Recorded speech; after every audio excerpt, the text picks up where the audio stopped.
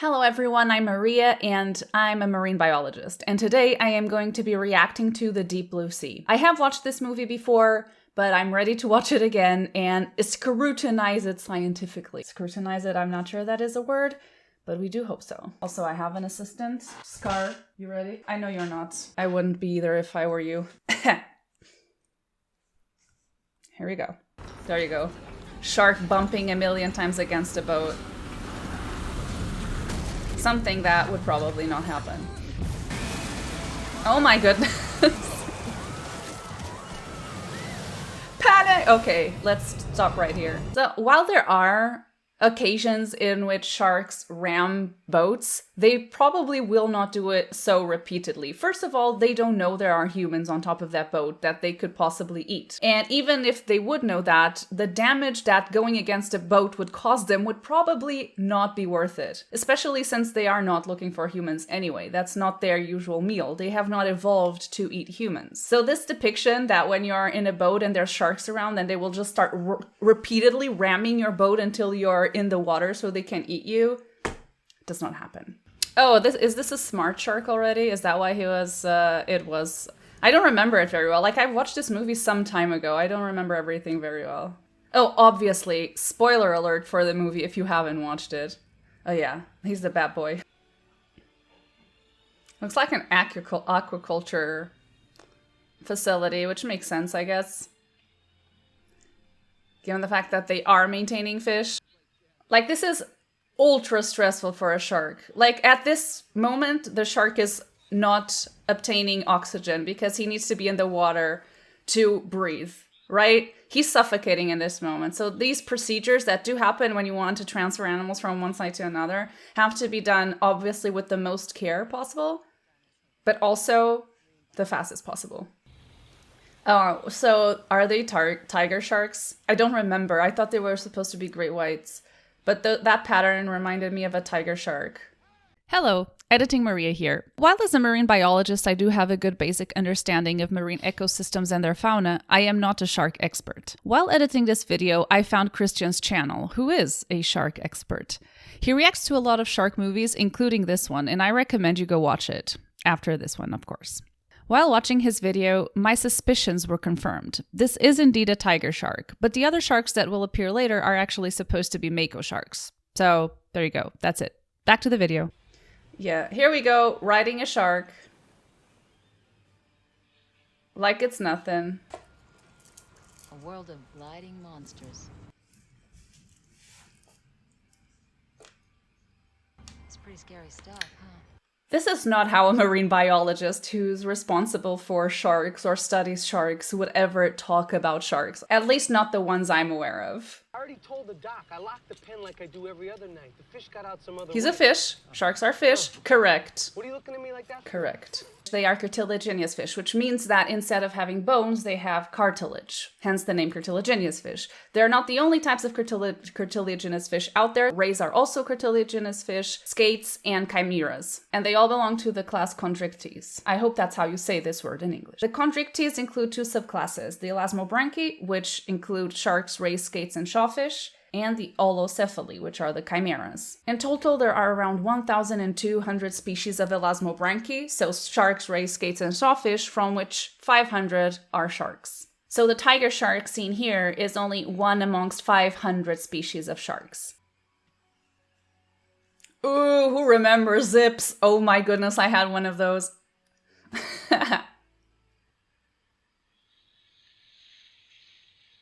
Oh no, wait. Are they eating other tiger sharks? That's it.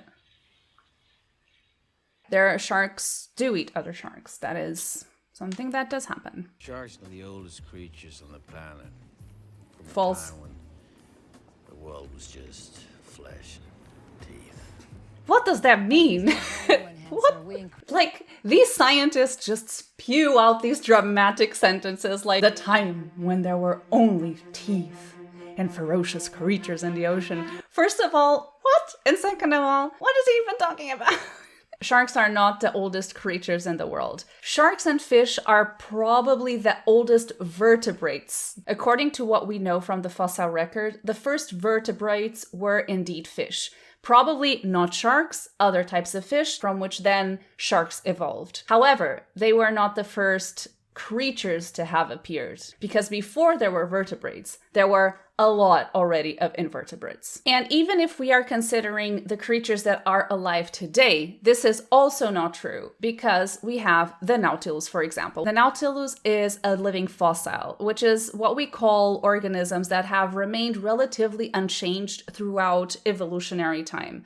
The Nautilus was thought to have appeared 500 million years ago, and the first more or less consensus time from which the first sharks started appearing were around 420 million years ago, during the Devonian period. I was reading a lot about shark evolution, it's super interesting, and apparently there have been some shark-like scale fossils found from 450 million years ago, but there's still some debate within the scientific community on whether these were indeed scales from sharks or from the just shark-like individuals. If these were indeed sharks, it's even possible that they were toothless. So the first sharks that appeared, there is a possibility that they didn't even have teeth, because there have been no teeth found that date so far back. But obviously this is all based on very small samples of fossils, and it's something that is still under debate and scientists are really not sure of. But regardless, the first sharks that appeared were not these massive monsters that were swimming in a soup of other monsters. When sharks and fish started appearing, most life on Earth, which was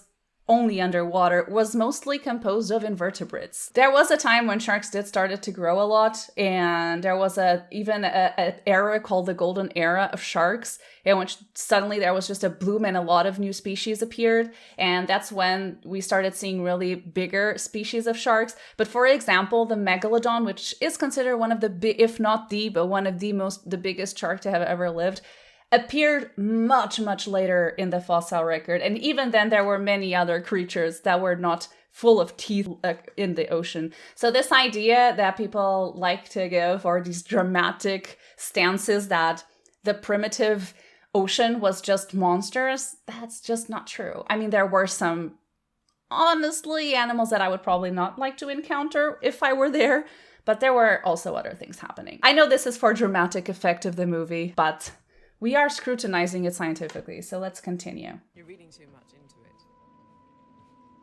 That Gen 1 attacked a 25-foot boat. Am I reading too much into that too? Oh, so he is a soup.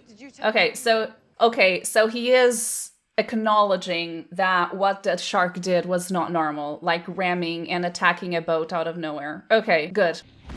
Oh, here we go. Here we go. Another one. Here we go.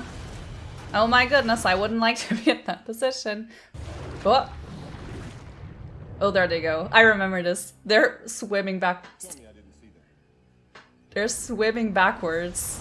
Impossible. Sharks do not swim backwards. They can't.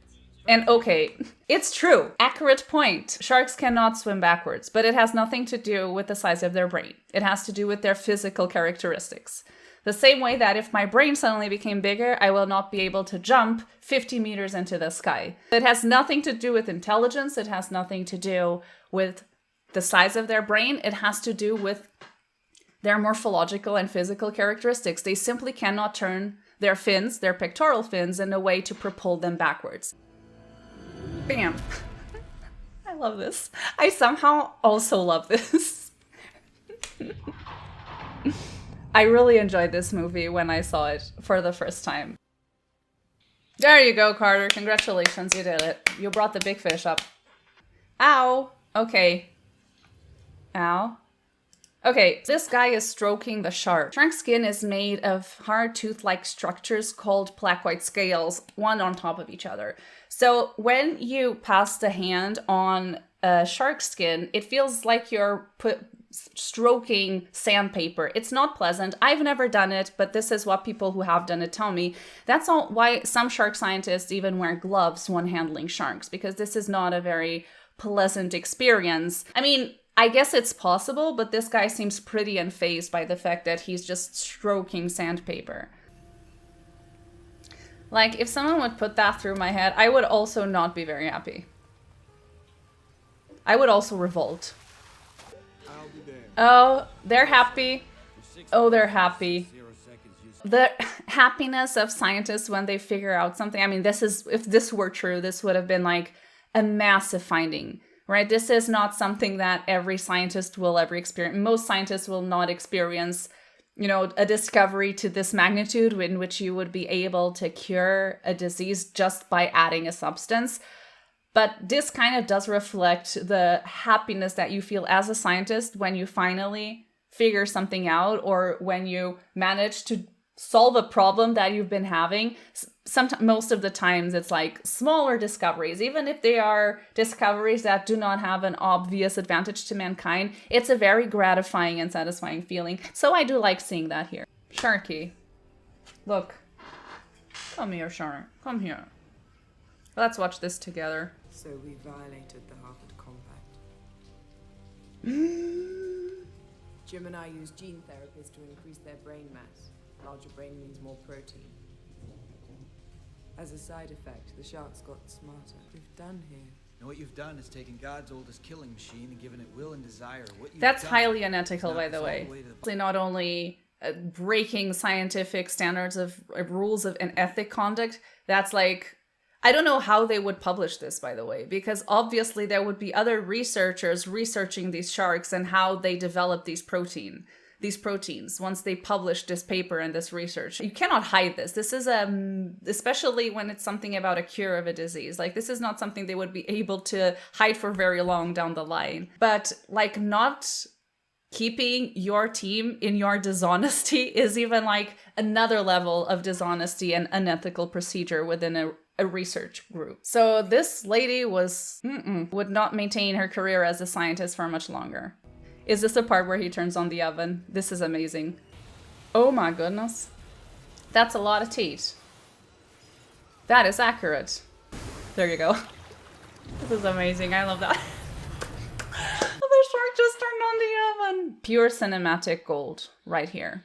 Do have to take my hat off to this lady. She really cares about her research. Damn. Damn. Oh, is he gonna eat her hand? I don't remember. Oh no. Oof. A lot of people tend to think that the most sensitive part of a shark is their nose. They do have some receptors on their nose, but the most sensitive part of a shark's body is actually their gills. It's through which they breathe through. I mean, hopefully this piece of information will never be necessary for you, but you can have it anyway. Is he now becoming like Bruce Almighty? Not Bruce Almighty, Bruce from Nemo. It is true that sharks can smell blood from far away. And definitely at the distance from which she was from the shark. Whether an intelligent shark would prioritize eating her over going up to the deep blue sea, I don't know. That's up for discussion and debate. A smart shark would just go deep right now. Like, a shark would knowing that this dude is on its back would just go deeper. Not stay at the surface where the dude can breathe. Oh wait, the shark heard me. That leg would have been gone. With this, at this speed the shark was going with the harpoon still in his leg? No way. No way. It's always something that fascinates me in these movies. Like, they've just lost almost all of their friends or their working team or mates. They've just gone through some pretty traumatic experiences, and yet they're just like, yay, but we exploded a shark. Just a normal day, like some inconveniences, but then we're here chilling a bit, inconveniences of a normal working day, All right, that was it. That was fun. Okay, in all seriousness, this is not a movie that is aiming at being scientifically accurate in any way. Ultimately, these movies are made for the sole purpose of entertainment. That's it. They don't care about scientific accuracy. They don't care how they're portraying sharks, because it's made for the sake of entertainment. And that's fine. That's their prerogative, and that's what they are aiming at doing. And honestly, I think they do it pretty well. I remember really enjoying this movie when I first watched it many years ago. But there is something to be said on how this constant negative portrayal of sharks has affected sharks in real life. Majority of times you say the word shark to someone, the first image that will automatically appear in someone's mind is that of a great white shark about to eat someone. Even though a great white shark and tiger sharks are only 2 species amongst 500 species of sharks, and from those 500 species of sharks, there's only like 4 or 5 that have ever been recorded to harm humans in a significant way.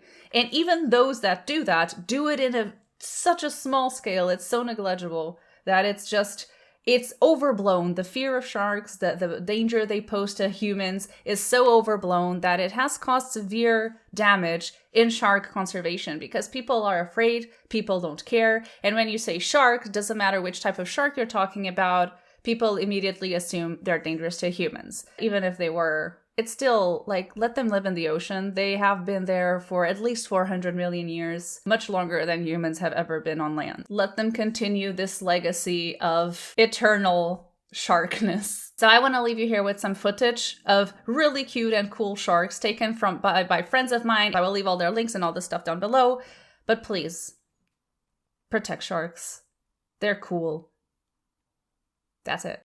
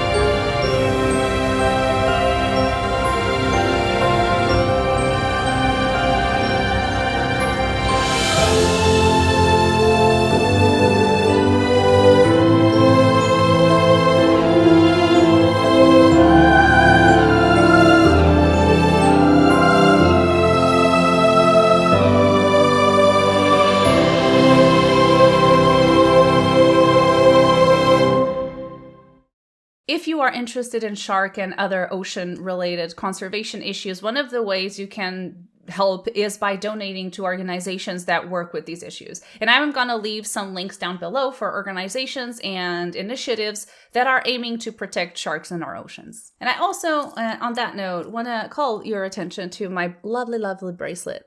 This bracelet belongs to Wildlife Collections, which is a business that aims to help conservation through their business. So basically 10% of their profit goes to organizations that they have partnered with. They sell different types of bracelets, and the animals you can find on their bracelets are orcas, sea turtles, polar bears, elephants, and more recently sharks, which really comes in hand with this video. So for each bracelet you buy with those animals, they will donate 10% of that purchase to an organization that is aiming at preserving those animals. With each purchase, you also get an animal to track. So basically you'll receive a card with the name of the animal you will be tracking and with the code and a website where you can go and check where the animal is at the moment and where it has been. So this is one of the perks that comes with this business cooperating with these organizations that are studying these animals. So I think this is a good gift idea, or if you just want some jewelry and at the same time kind of support conservation, this is quite a good option. So if you want 10% off your first purchase, you can use my affiliate link down below, or you can use the code that will appear here on the screen during checkout. Thank you very much for watching. Thank you all my Patreons for supporting this channel, and I hope to see you in the next one. Bye. Say bye, Scar. Bye.